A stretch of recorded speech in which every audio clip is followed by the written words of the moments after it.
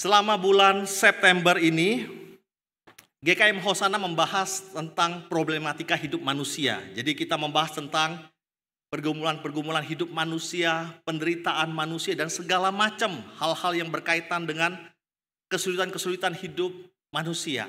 Dan hari ini saya mengajak kita merenungkan satu tema, Allah dan depresi. Jadi kita akan berbicara tentang depresi yang dialami oleh manusia dan juga mungkin dialami oleh kita dan orang-orang di sekitar kita. Bapak Ibu sekalian, beberapa waktu yang lalu, surat kabar Kompas menampilkan sebuah hasil survei. Jadi survei ini menghitung kira-kira berapa jumlah orang dari usia 15 sampai 24 tahun yang mengalami depresi. Survei ini dilakukan di 21 negara dan memang bukan Kompas yang langsung melakukan surveinya. Survei itu dilakukan oleh UNICEF dan juga Gallup Institute. Nah, dari hasil survei tersebut, surat kabar Kompas mengutipnya, mengolahnya dan menyampaikannya melalui surat kabarnya. Nah, dari usia 15 sampai 24 tahun yang mengalami depresi dari 21 negara, Indonesia rupanya masuk di dalam salah satunya, ya. Dan bahkan kalau kita lihat peringkat keberapa Indonesia? Peringkat ketiga. Jadi lumayan ya, tapi sayangnya bukan hal yang dalam tanda kutip baik. Ini hal yang negatif, hal yang buruk. Jadi dari hasil survei ini Bapak Ibu sekalian kita bisa melihat bahwa sebenarnya Indonesia cukup banyak orang yang mengalami depresi. Ini baru 15 sampai 24 tahun. Belum lagi usia-usia yang di luar range ini. Nah, apa itu depresi Bapak Ibu sekalian? Depresi itu adalah suatu perasaan atau kondisi emosi yang sedih, putus asa, tidak punya harapan, kosong, hampa, merasa hidup ini tidak ada berguna, tidak ada tujuannya hidup dalam dunia ini. Nah, tapi para ahli psikologi menetapkannya depresi itu kalau berlangsung dalam waktu yang lama, di atas 2 minggu. Kalau masih di bawah itu namanya stres, tekanan hidup. Biasa setiap orang mengalaminya. Kita bisa sedih. Kita bisa mungkin putus asa ini sulit sekali Nah, tapi dalam waktu yang singkat. Terus kita bisa menghadapinya, kita bisa keluar dari perasaan-perasaan tersebut. Tapi orang yang depresi dia semakin dalam, semakin dalam, semakin dalam, Sedihnya tidak berkesudahan, Malah semakin sedih. Putus asa, tambah putus asa, sampai mungkin mau bunuh diri dan lain sebagainya, Jadi yang membedakan dengan stres biasa adalah jangka waktunya. Orang yang depresi itu terus-menerus, di atas 2 minggu. Dan biasanya berapa gejalanya, misalnya dikatakan, secara emosi, masa sedih tadi dan sebagainya. Secara pikiran susah konsentrasi, sering lupa, tidak bisa mengambil keputusan, bahkan berpikir melukai diri sendiri atau melukai orang lain. Secara sosial menarik diri dari pergaulan, kehilangan minat terhadap hobi, mengurung diri. Dulu misalnya seneng main bola, sekarang nggak seneng lagi. Dulu seneng kumpul-kumpul, sekarang nggak seneng lagi, Di kamar terus mengurung diri.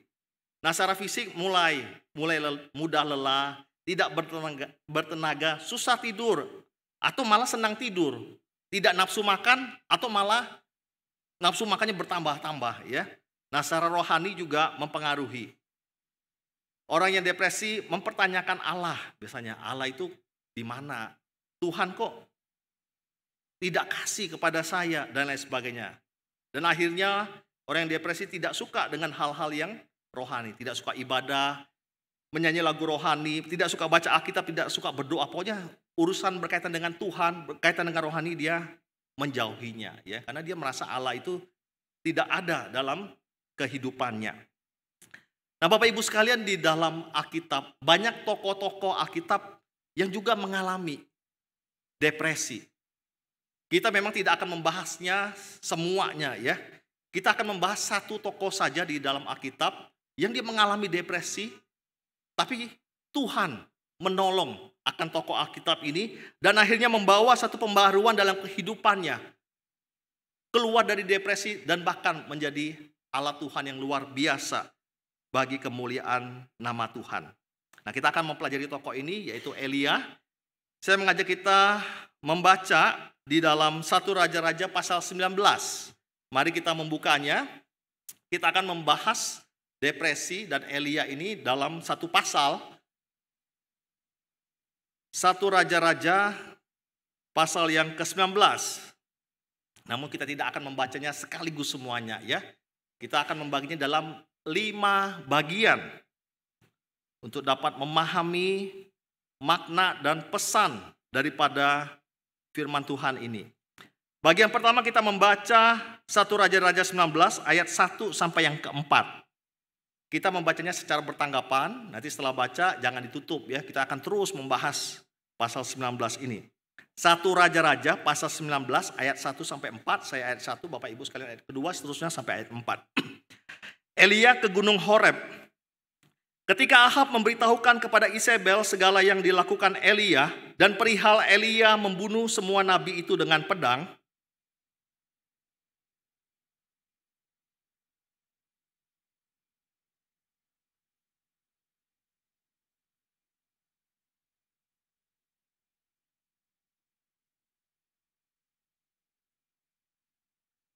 maka takutlah ia, lalu bangkit dan pergi menyelamatkan nyawanya. Dan setelah sampai ke Beersheba yang termasuk wilayah Yehuda, ia meninggalkan bujangnya di sana.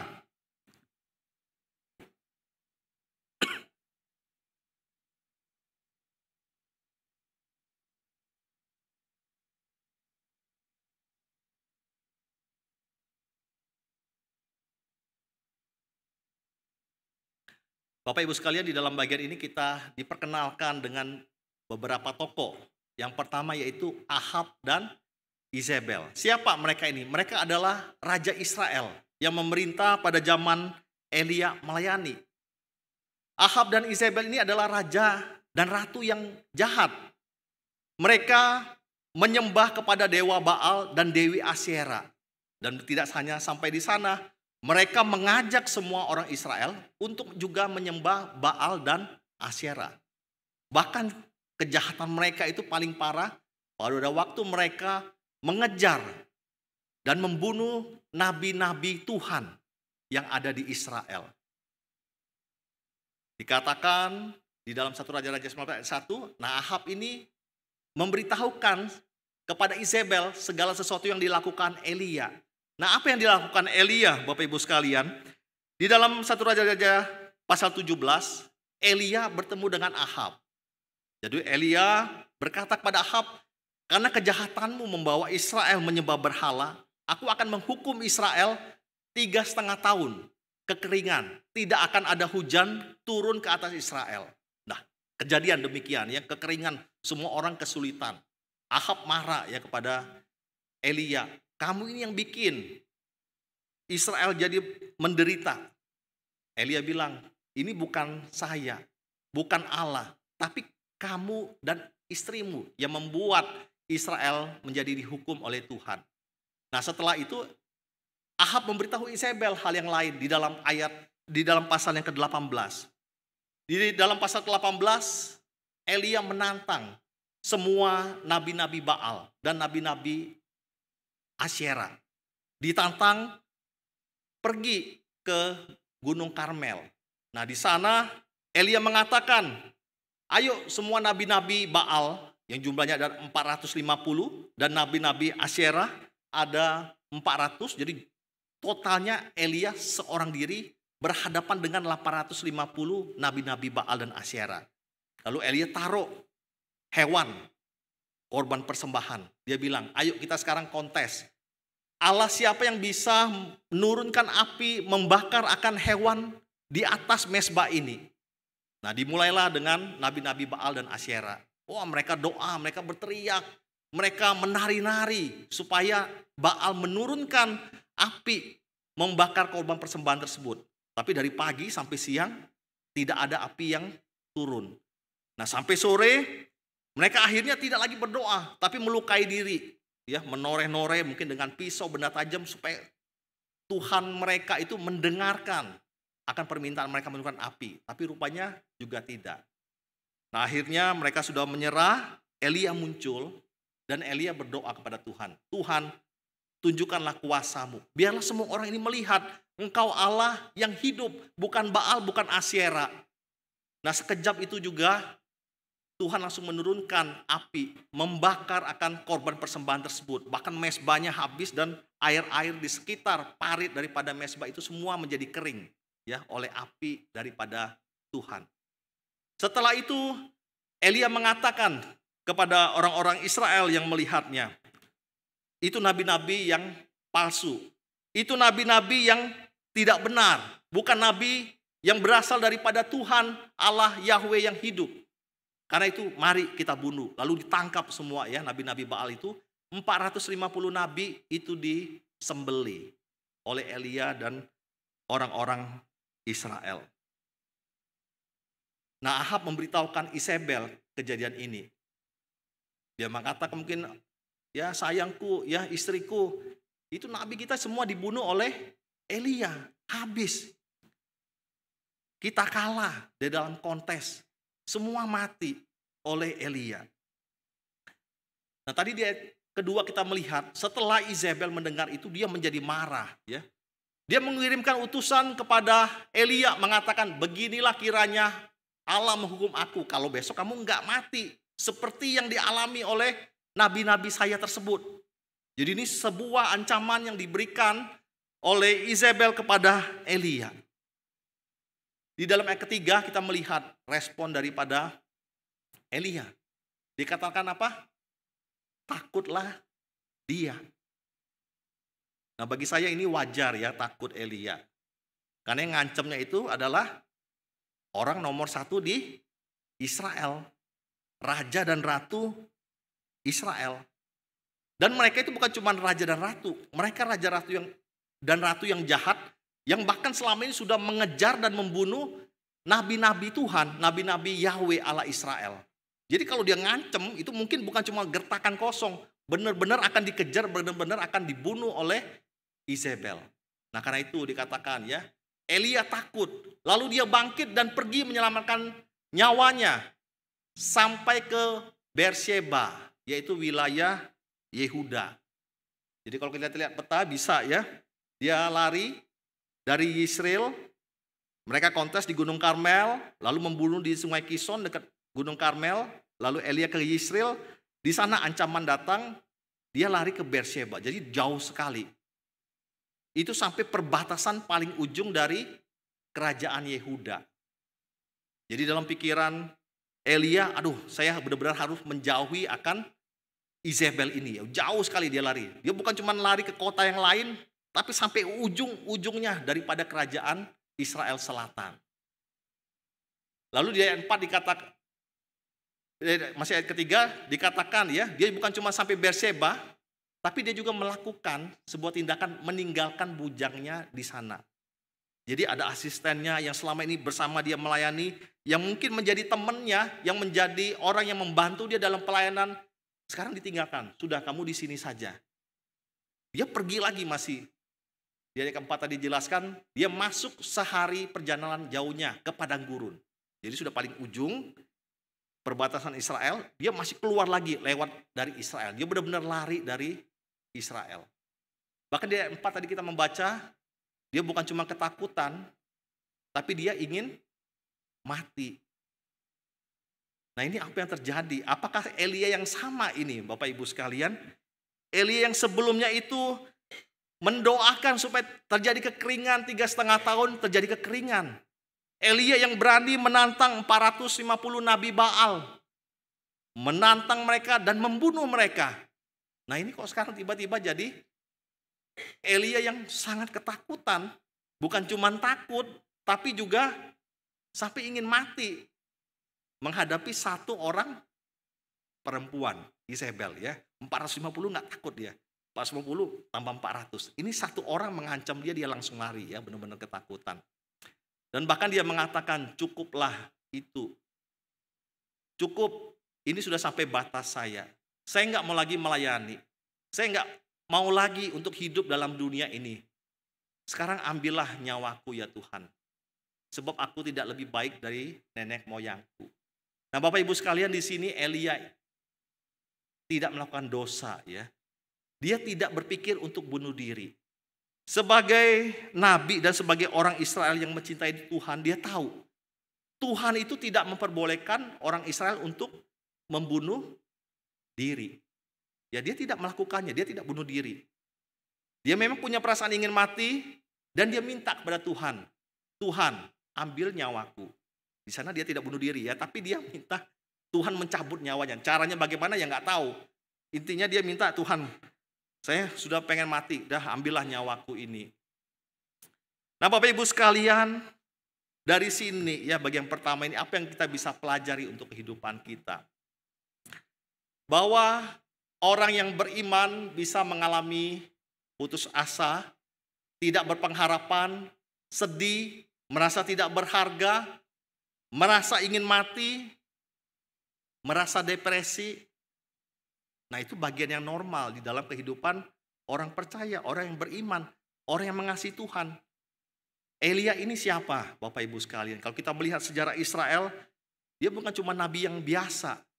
Dia adalah salah satu nabi yang terbesar di dalam orang-orang Yahudi. Nabi terbesar pertama Israel siapa? Musa. Karena Musa menerima 10 perintah Allah dan membawa Israel keluar dari perbudakan Mesir. Nabi terbesar Israel yang kedua adalah Elia. Nah, karena itulah kita lihat misalnya dalam perjanjian baru pada waktu Tuhan Yesus dimuliakan di atas gunung. Murid-murid melihat ada 2 orang di samping kiri dan kanan Tuhan Yesus. Yang satu Musa, yang satu Elia. Karena memang dia nabi yang terbesar. Salah satu yang terbesar bagi orang Israel. Dan kita lihat di sini. Nabi yang besar ini. Nabi yang cinta Tuhan ini. Nabi yang punya iman yang besar. Menurunkan hujan, menurunkan api, membunuh akan nabi-nabi Baal. Tapi sekarang dia masuk dalam keputusasaan. Tidak berpengharapan, bahkan ingin mati. Nah, karena itulah Bapak Ibu sekalian, kalau kita dalam kehidupan sebagai orang-orang Kristen ya, orang-orang percaya, kita mungkin melihat di sekitar kita ada orang yang depresi, orang-orang beriman. Nah, itu adalah hal yang memang bisa terjadi dalam hidup mereka. Bahkan mungkin kita sendiri, orang yang beriman, orang yang cinta Tuhan. Tapi kita merasakan kok aduh, saya sulit sekali ya lepas dari kesedihan ini. Kenapa saya tidak bisa punya pengharapan gara-gara masalah ini? Saya kok merasa tidak berharga terus-menerus ya. Nah, itu satu hal yang sebenarnya juga adalah normal dalam kehidupan kita. Selain Elia ada begitu banyak tokoh-tokoh Alkitab yang juga mengalami akan depresi. Mereka yang menyesal akan kehidupannya, menyesal akan kenapa mereka lahir dalam dunia ini. Mereka menangis sepanjang malam, mereka hidup dalam kegelapan dan kesepian. Ini orang-orang yang beriman.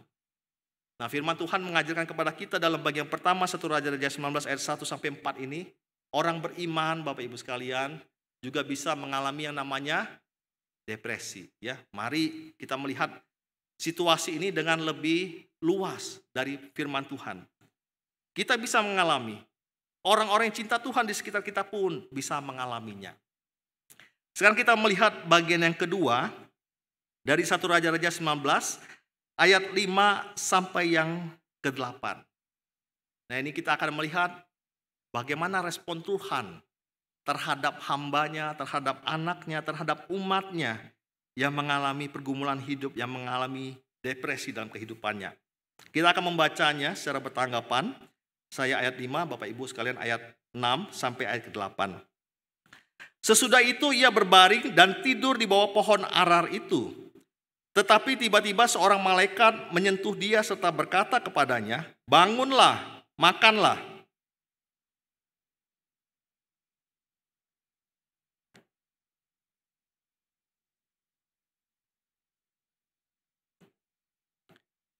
Tetapi malaikat Tuhan datang untuk kedua kalinya dan menyentuh dia serta berkata, "Bangunlah, makanlah, sebab kalau tidak perjalananmu nanti terlalu jauh bagimu."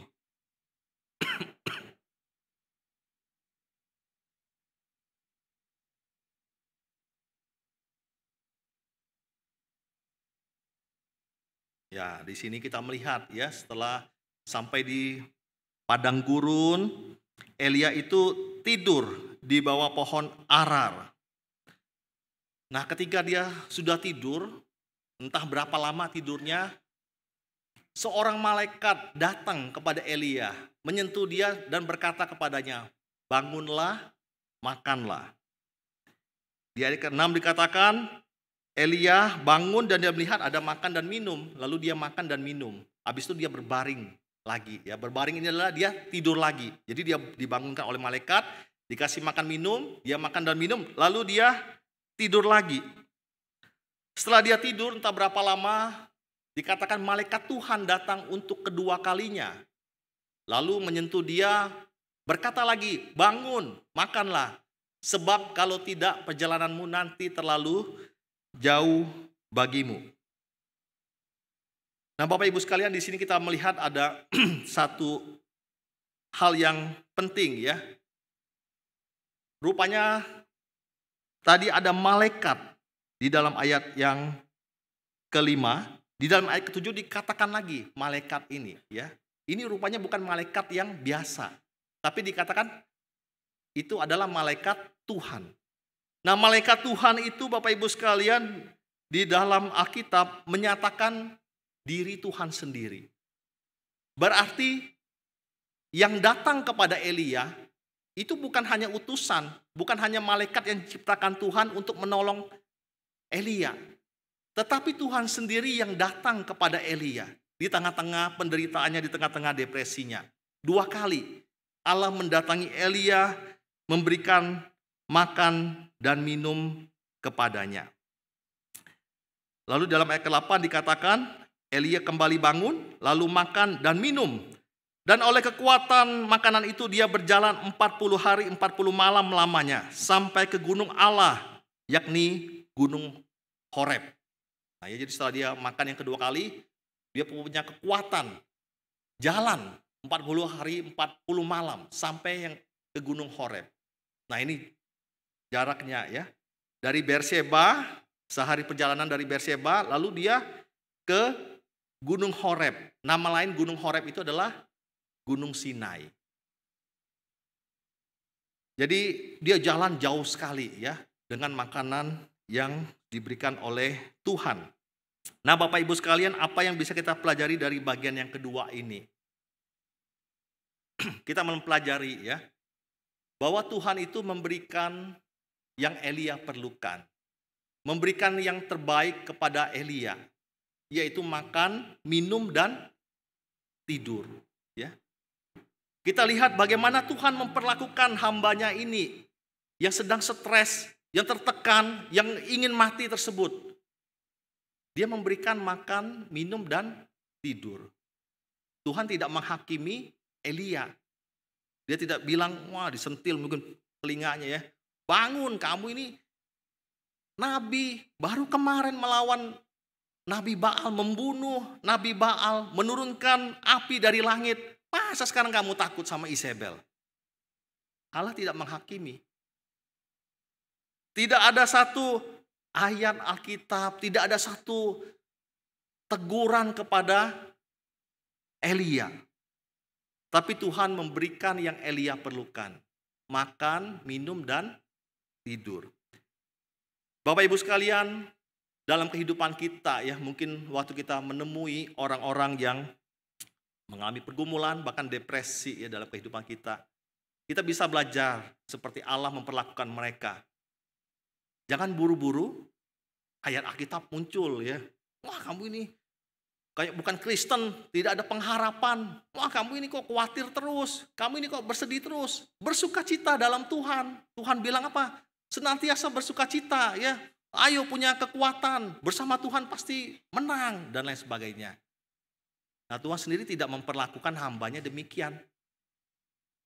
Dia mengerti akan kesedihan, kesusahan, tekanan yang Elia alami. Dan dia memberikan yang Elia perlukan. Makan, minum, dan tidur. Nah, ini bagian kedua Bapak Ibu sekalian ya, yang bisa kita pelajari. Sekarang kita akan melihat di dalam bagian yang ketiga dari 1 Raja-Raja pasal 19. Apa yang Allah lakukan kepada Elia di tengah-tengah depresinya, di tengah-tengah penderitaannya? Mari kita membaca ayat 9 sampai ayat yang ke-14. 1 Raja-Raja pasal 19 ayat 9 sampai 14. Kita tetap akan membacanya secara bertanggapan ya. Allah menyatakan diri di Gunung Horeb. Di sana masuklah ia ke dalam sebuah gua dan bermalam di situ. Maka firman Tuhan datang kepadanya demikian, apakah kerjamu di sini, hai Elia?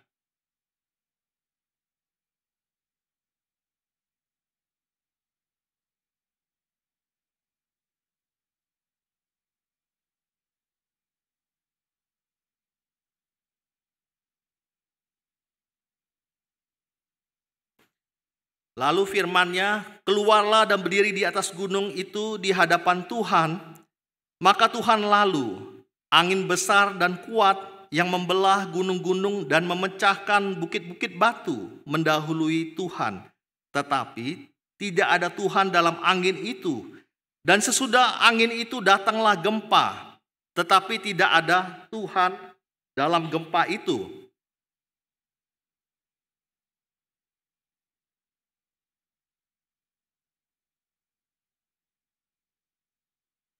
Segera sesudah Elia mendengarnya, ia menyelubungi mukanya dengan jubahnya, lalu pergi keluar dan berdiri di pintu gua itu.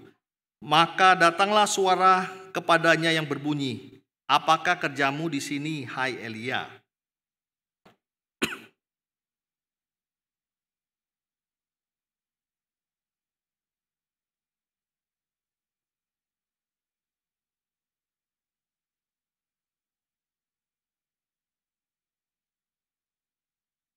Di sini kita melihat Elia setelah di Gunung Horeb ya, atau Gunung Sinai itu, dia masuk ke dalam sebuah gua dan tidur lagi di sana ya.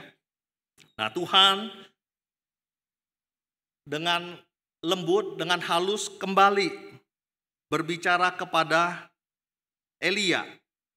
Dia mengatakan, apakah kerjamu di sini, hai Elia? Nah, Bapak Ibu sekalian, ini adalah sebuah teguran yang halus dari Tuhan kepada Elia. Nah, Elia kenapa ditegur, Bapak Ibu sekalian? Kalau kita lihat di dalam ayat ke-7 yang sebelumnya kita baca, Tuhan mengatakan memang bangun makan, sebab kalau tidak perjalananmu nanti terlalu jauh bagimu. Nah, Tuhan mengingatkan, ayo makan, karena kamu harus berjalan. Ini perjalananmu akan jauh. Nah, yang jadi masalah perjalanannya kemana? Nah, Allah itu menginginkan untuk Elia berjalan kembali ke Israel. Jadi dari Beersheba ke atas untuk kembali melayani Tuhan, untuk kembali memberitakan firman Tuhan, memberitakan akan nubuat-nubuatan dari Tuhan kepada orang Israel. Tapi yang jadi masalah apa? Dari Beersheba, Elia bukan ke atas tapi malah turun ke bawah. Ya, itu ke Gunung Sinai atau Gunung Horeb tersebut ya. Jadi dia ke bawah, masih melarikan diri. Nah, mungkin kalau kita dalam bahasa sekarang ya, Tuhan kira dia ini sudah sembuh, sudah bisa mengatasi akan kesedihannya, mengatasi keputusasaannya. Tapi rupanya apa? Masih belum. Disuruh balik pelayanan, malah dia lari tambah jauh lagi dari Isabel ya.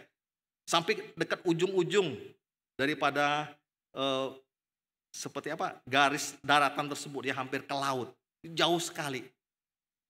Nah, Bapak Ibu sekalian, setelah Allah menegur akan Elia, Elia menjawab. Dia mengatakan, aku nggak mau balik lagi pelayanan, aku nggak mau ke Israel lagi.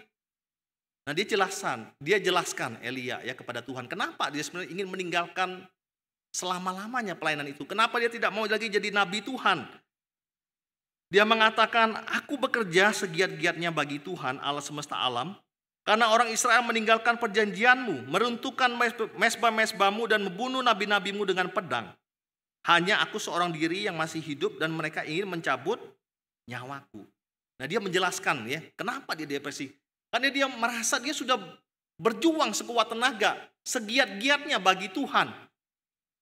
Tapi tidak ada hasilnya, tidak ada gunanya. Dia bertahun-tahun menghadapi Ahab, menurunkan kekeringan. Saya percaya itu dia dimusuhin oleh satu Israel. Dia dikejar untuk dibunuh. Dia menantang nabi-nabi Baal, membunuh mereka. Semua orang benci kepada dia. Bahkan Isabel pribadi ya turun tangan untuk mengejar, membunuh dia. Nah, dia bilang, saya sudah melakukan segala sesuatu untuk Tuhan. Tapi nggak ada hasil. Api turun dari langit pun mereka itu tidak bertobat. Malah saya mau dibunuh sekarang ini. Sia-sia bagi Elia. Nggak ada guna. Langit terbuka, api turun, kekeringan. Selama 3,5 tahun itu tidak merubah hati daripada bangsa Israel. Tidak merubah hati Ahab dan Isabel. Nggak ada guna. Aku sudah bekerja, bukan tidak bekerja, tapi Tuhan tidak mengubahkan hati daripada orang-orang Israel. Nah, di tengah keputusasaan daripada Elia, Tuhan sekali lagi memberikan responnya. Tuhan mengatakan, keluarlah dan berdiri di atas gunung itu di hadapan Tuhan.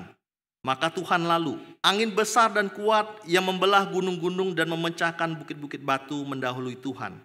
Tetapi tidak ada Tuhan dalam angin itu. Dan sesudah angin itu datanglah gempa, tetapi tidak ada Tuhan dalam gempa itu.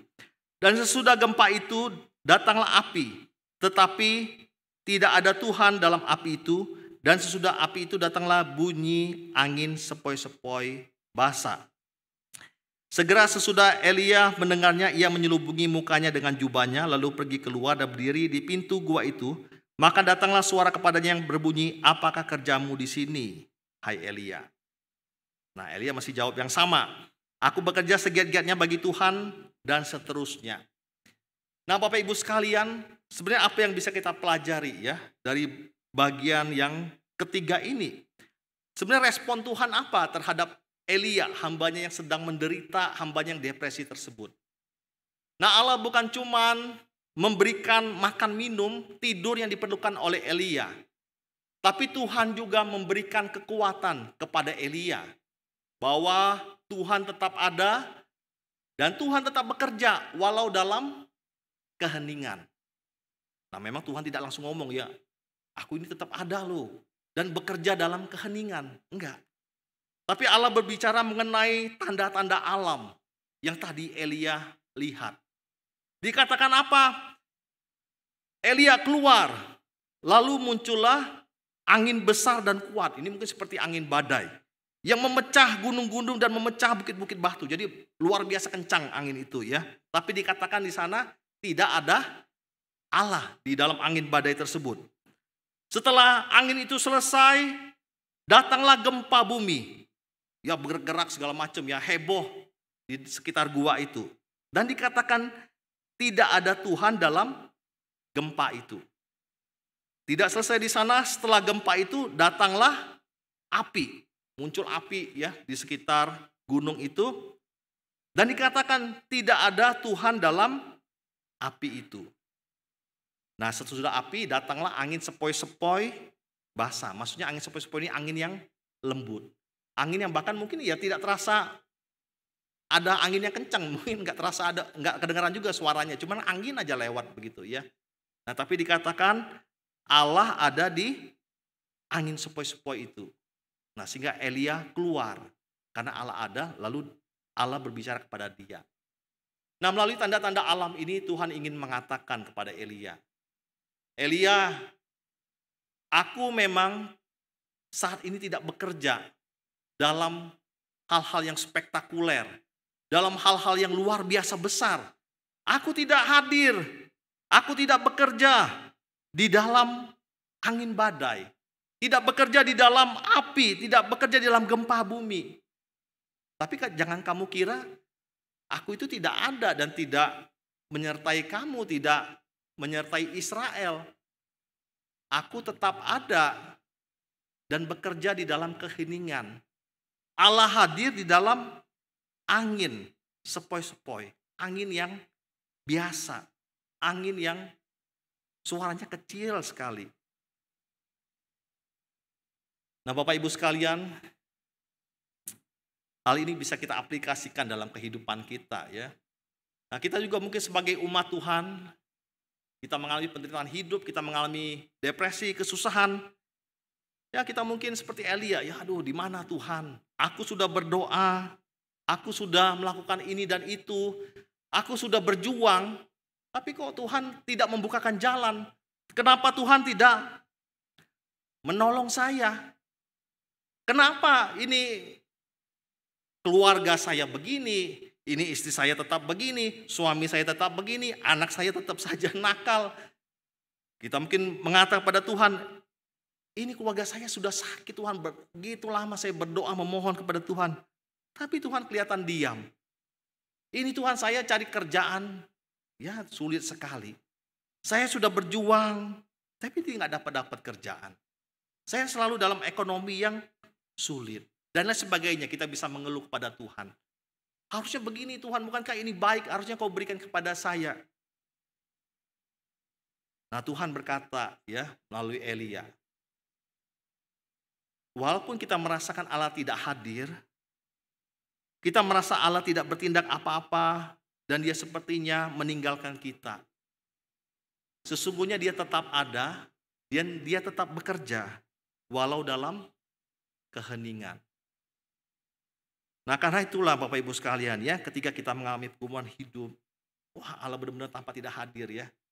Jangan kita selalu ingin jawaban Tuhan, pertolongan Tuhan itu dalam hal yang selalu kelihatan spektakuler ya.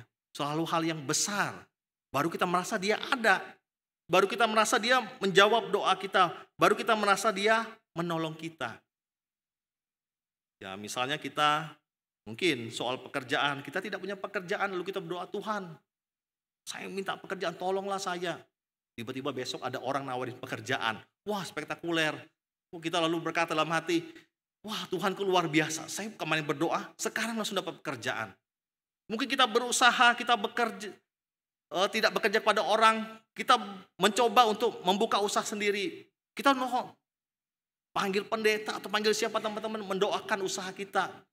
Lalu kita langsung mengharapkan 1 bulan langsung untung besar, langsung bisa buka toko yang baru, langsung bisa buka perusahaan yang baru. Nah itu namanya kita mengharapkan Allah selalu bekerja dalam hal-hal yang spektakuler. Allah menjelaskan kepada Elia dalam simbol, di dalam tanda-tanda alam tersebut. Aku tetap bekerja, walaupun dalam keheningan, walaupun dalam tanda-tanda yang tampaknya tidak luar biasa. Tapi percayalah, aku ada di sana. Nah setelah Tuhan menjelaskan hal demikian, dia berkata lagi kepada Elia. Elia, apa kerjamu di sini? Karena harusnya kamu enggak di sini, tapi di Israel. Nah rupanya setelah tanda-tanda itu apa yang terjadi Bapak Ibu? Elia masih belum mengerti. Karena itu dia mengatakan hal yang sama kepada Tuhan ya. Aku bekerja segiat-giatnya bagi Tuhan Allah semesta alam. Bla bla bla. Hanya aku seorang diri yang masih hidup dan mereka ingin mencabut nyawaku. Nah, dia tidak mengerti ya. Dia masih berpikir Allah tidak bekerja. Dia masih merasa dia sendiri yang berjuang untuk Tuhan dan tidak ada hasilnya sama sekali. Bahkan dia dikejar dan mau dibunuh. Nah, namun bersyukur Tuhan kita adalah Tuhan yang mengasihi ya. Dia Tuhan yang panjang sabar di tengah-tengah ketidakmengertian kita. Di tengah-tengah ketidakmengertian hambanya. Di tengah-tengah ketidakmengertian Elia akan pesan Tuhan. Nah, Tuhan terus mendampingi Elia, membawa dia kepada pengertian yang baru untuk keluar dari depresinya. Nah, akhirnya di dalam ayat yang ke-15 sampai 18, Tuhan kembali memberikan sebuah perintah kepada Elia. Ya, mari kita membacanya bagian yang keempat ini. 1 Raja-Raja 19 ayat 15 sampai yang ke-18. Kita tetap akan membacanya secara bertanggapan. Saya ayat 15, Bapak Ibu sukain ayat 16 sampai ayat 18 ya. Firman Tuhan kepadanya, pergilah, kembalilah ke jalanmu melalui padang gurun ke Damsyik, dan setelah engkau sampai, engkau harus mengurapi Hazael menjadi raja atas Aram.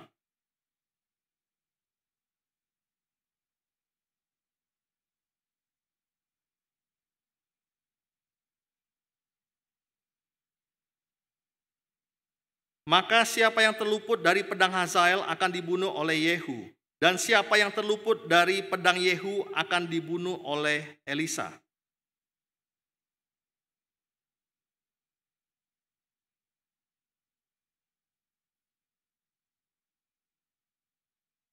Nah, Bapak Ibu sekalian, di sini kita melihat ya, Elia kan tidak mengerti ya pesan Tuhan bahwa dia bekerja di dalam keheningan. Nah, akhirnya Tuhan harus memberikan satu perintah yang langsung, yang jelas-jelas supaya dia langsung melakukannya. Nah, pertama Tuhan mengatakan, sudah sekarang kamu pergi, kembali ke jalanmu. Tapi sekarang dijelaskan jalannya melalui padang gurun ke Damsyik. Dan setelah engkau sampai, engkau harus mengurapi Hazael menjadi raja atas Aram. Sekarang semua dijelaskan dengan detail. Pergi lewat jalan ini, kamu sampai ke sana, urapin Hazael menjadi raja atas Aram. Lalu ayat ke-16, setelah itu kamu juga mengurapi Yehu, cucu Nimsi menjadi raja atas Israel. Dan Elisa bin Safat dari Abel Mehola harus diurapi juga untuk menggantikan engkau. Nah, Bapak Ibu sekalian, di sini Allah memberikan Elia ya perintah yang lebih jelas, yang lebih langsung, supaya dia tidak salah jalan lagi.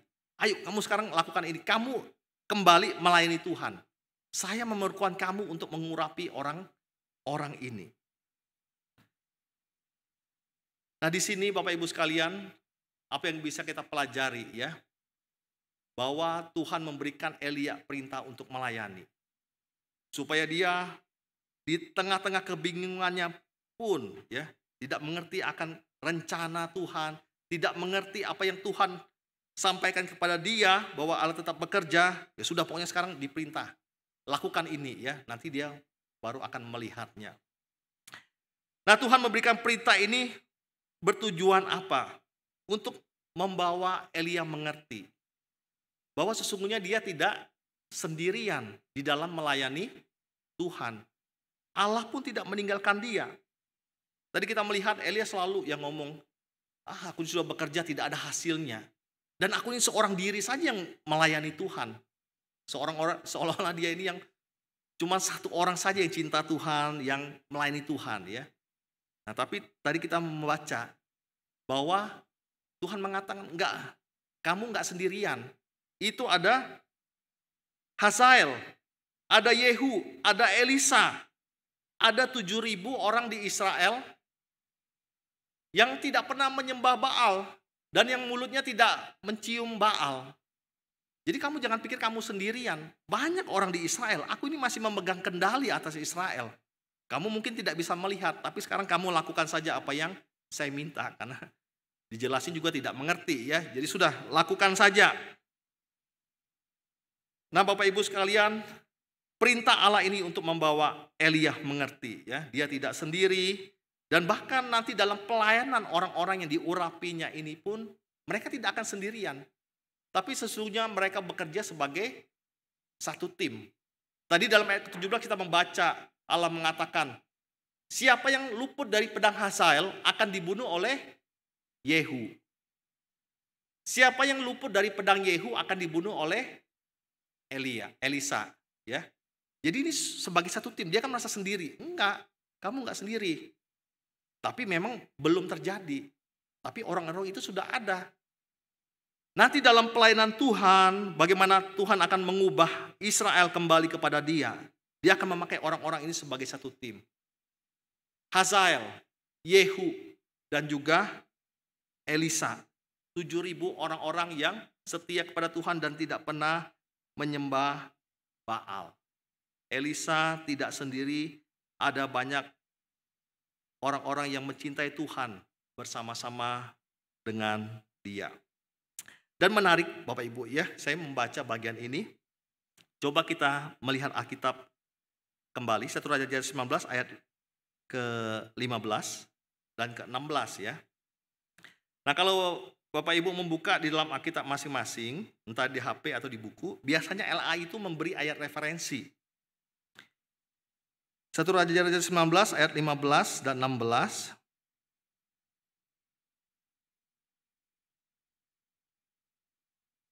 Nah di dalam ayat 15 kan Tuhan meminta Elia untuk mengurapi Hazael menjadi raja atas Aram. Itu direferensikan oleh ELI ke 2 Raja-Raja 8 ayat 7 sampai 13. Ya. Bisa dilihat biasanya ada tandanya itu ya di bagian paling bawah kalau yang di Alkitab buku, kalau di HP biasanya ada kayak tanda bintang. Itu bisa dilihat. Nah, kalau kita membaca referensi-referensi ayat tersebut, kita melihat rupanya Elia itu tidak pernah mengurapi Hazael. Yang mengurapi Hazael adalah Elisa. Lalu di dalam ayat 16, Yehu yang Tuhan bilang akan diurapi oleh Elia, rupanya bukan diurapi oleh Elia, bukan juga diurapi oleh Elisa, tapi diurapi oleh seorang nabi yang tidak diketahui namanya. Yang tertulis di dalam 2 Raja pasal 9 ayat 1 sampai ke 6. Nah, yang diurapin oleh Elia cuman Elisa saja. Hazael, Raja Aram, dan juga Yehu, Raja Israel itu tidak diurapi oleh Elia. Ya, tapi oleh orang yang lain. Nah ini bagi saya menarik ya. Kenapa tidak diurapi? Bukan Tuhan sudah janji. Sudah memberikan perintah, Elia akan mengurapi. Apakah Elia ini akhirnya nggak jadi melayani mereka? Apakah Elia akhirnya kurang iman lagi ya, sehingga dia tidak melayani ke Israel? Nah, ataukah Elia ini dihukum Tuhan karena dia tidak setia kepada Tuhan dan lain sebagainya, sehingga dia tidak mengurapi Hazael dan Yehu? Nah, kalau kita membaca dalam 1 Raja-Raja berikutnya, tidak ya, kita menemukan Elia ini tetap setia pada Tuhan, mencintai Tuhan, dikasihi Tuhan. Tapi apa yang terjadi sehingga dia tidak mengurapi Hazael dan Yehu? Tuhan mengangkat dia langsung ke sorga ya. Jadi di dalam Alkitab Elia ini salah satu orang yang tidak mengalami kematian secara natural. Dia masih hidup, tapi Tuhan sudah panggil dia ke sorga, diangkat ya waktu dia naik kereta. Lalu diangkat langsung ke sorga. Sudah, dia tidak lagi ada di dalam dunia ini. Nah, sehingga dari situ kita bisa melihat Elia bukan tidak beriman, dia mengasihi Tuhan dan Tuhan juga mengasihi dia, tapi Tuhan punya rencana yang lain, dia diangkat duluan ke sorga ya, sehingga dia cuma mengurapi Elisa. Hazael dan Yehu diurapi oleh nabi-nabi yang lain. Nah, dari sini kita bisa mempelajari apa Bapak Ibu sekalian ya, bahwa Tuhan terkadang di tengah-tengah penderitaan kita, dia sudah memberikan yang terbaik kepada kita, memberi yang kita butuhkan, dia memberikan kekuatan, kita mungkin tidak mengerti, dia memberi perintah,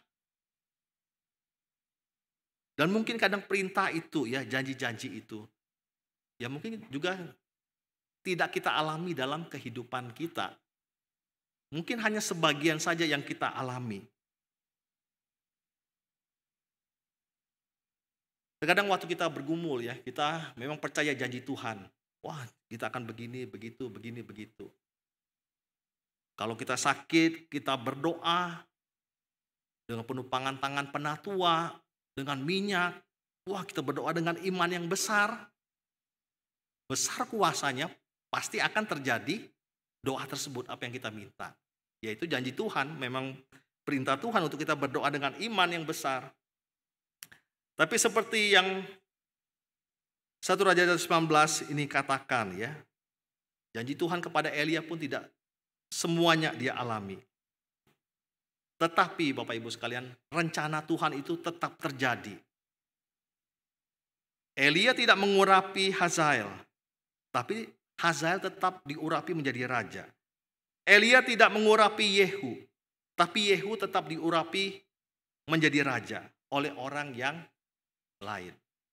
Nah, karena itulah mari kita melihat ya, di dalam kesulitan kita, penderitaan kita, bahkan dalam depresi kita ya. Wah, kita sudah bersandar pada Tuhan.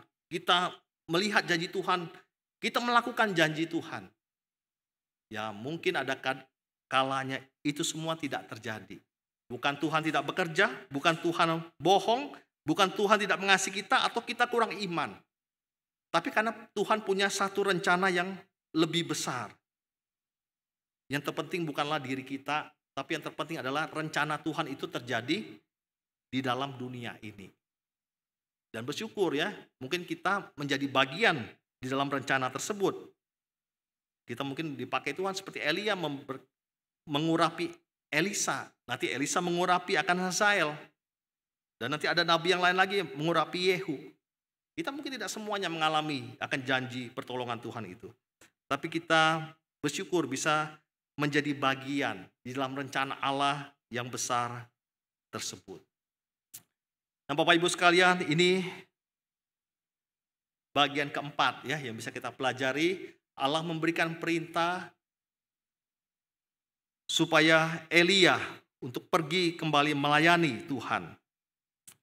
Dan bagian terakhir mari kita melihat di dalam 1 Raja-Raja 19 ayat 19 sampai 21. Kita akan kembali membacanya secara bertanggapan. Elisa terpanggil. Setelah Elia pergi dari sana, ia bertemu dengan Elisa bin Safat yang sedang membajak dengan 12 pasang lembu. Sedang ia sendiri mengemudikan yang ke-12. Ketika Elia lalu dari dekatnya, ia melemparkan jubahnya kepadanya. Lalu, silakan.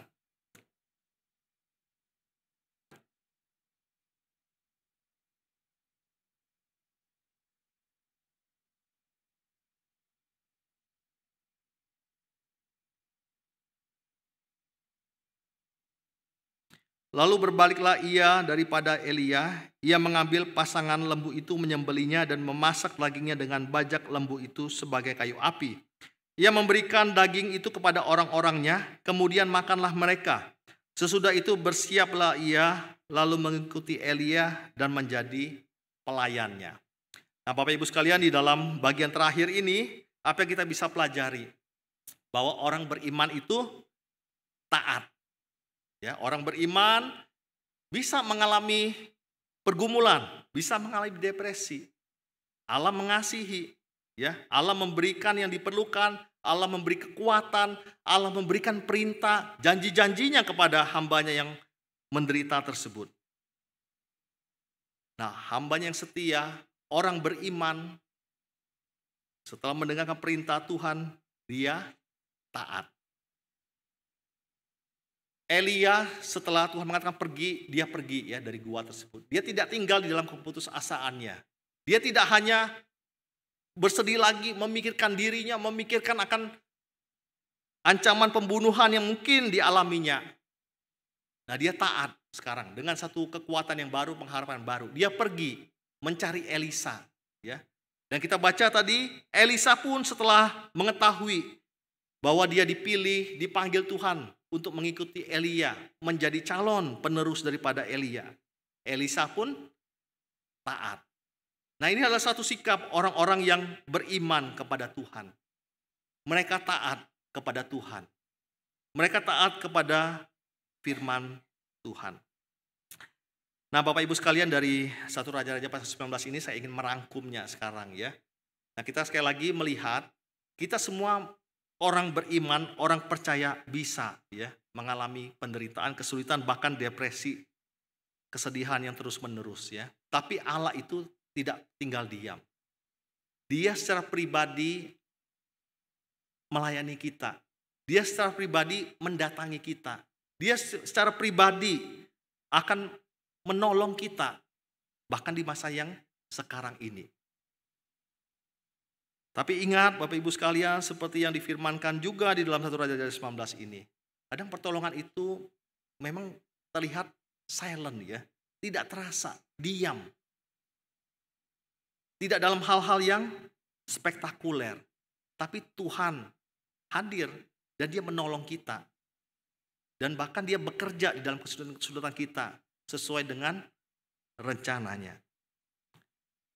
Dan terakhir kita melihat bagaimana Tuhan itu memberikan kita perintah-perintah ya, dalam keheningan, dalam hal-hal yang mungkin tidak spektakuler ya. Kita mungkin zaman sekarang tidak mungkin lagi mengalami Tuhan itu langsung ngomong kepada kita. Wah, kamu harus begini ya. Sekarang kamu ke sini, ke sana ya. Kamu nanti akan begini hidupmu. Itu nggak akan ada lagi ya. Karena Tuhan sudah selesai dan dia berbicara sekarang melalui firman Tuhan, melalui Alkitab kita. Satu buku yang ya mungkin biasa ya, tidak bisa ngomong juga, tidak bisa bergerak, tidak bisa ngapa-ngapain. Tapi percayalah Bapak Ibu sekalian, Allah hadir di dalam buku ini ya. Bukan hal yang spektakuler. Buku ini tidak bisa bergerak sendiri memberi kita ayat. Tapi Allah bekerja melalui firman Tuhan, melalui Alkitab ini untuk memberikan kita kekuatan, memberikan kepada kita janji, memberikan kita perintah-perintah untuk kita kerjakan di tengah-tengah pergumulan hidup kita, di tengah-tengah depresi yang mungkin kita alami. Nah sekarang pilihannya Bapak Ibu sekalian, maukah kita taat kepada Tuhan ya? Dalam situasi kita menderita, kita boleh sementara hidup dalam kesedihan ya, tidak mau ke gereja segala macam ya, tidak mau kumpul sama orang-orang. Tapi jangan lupa, bacalah Alkitab, carilah firman Tuhan yang boleh menguatkan kita dalam Alkitab, dan perintah-perintah dalam Alkitab itu mari lakukan ya. Karena itulah cara Tuhan bekerja di dalam penderitaan, di dalam kesulitan hidup kita ya. Tidak dengan spektakuler, tapi dia menggunakan firman Tuhan, mungkin menggunakan juga orang-orang di sekitar kita, menggunakan khotbah, menggunakan ibadah, mungkin melalui lagu-lagu pujian. Allah menguatkan kita. Ya, segala sesuatu dia bisa kerjakan. Dia tidak harus ngomong secara langsung, tapi dia bisa memakai begitu banyak cara yang kelihatannya tenang, kelihatannya biasa, tapi dia sesungguhnya hadir di sana. Nah, Bapak Ibu sekalian, sebagai penutup ya, Allah hadir bagi orang beriman. Nah, mungkin pada saat ini ada di antara kita yang sebenarnya belum beriman ya. Kita belum percaya kepada Tuhan. Kita belum menjadi bagian di dalam umat daripada Yahweh Allah Israel. Nah, karena itulah kita perlu ya, bukan cuma datang ke gereja mendengarkan khotbah, tapi kita perlu menyerahkan hidup kita untuk percaya kepada Kristus, supaya kita dapat terhubung kepada Yahweh, kepada Allah Israel yang hidup, yang akan menolong kita di tengah-tengah pergumulan dan kesulitan hidup kita. Amin, mari kita berdoa. Bapa dalam surga, terima kasih untuk firman-Mu sudah kami baca Tuhan. Mengingatkan kami bahwa Engkau selalu hadir di tengah penderitaan kami, di tengah kesulitan kami, bahkan di tengah-tengah kesulitan akan dunia ini.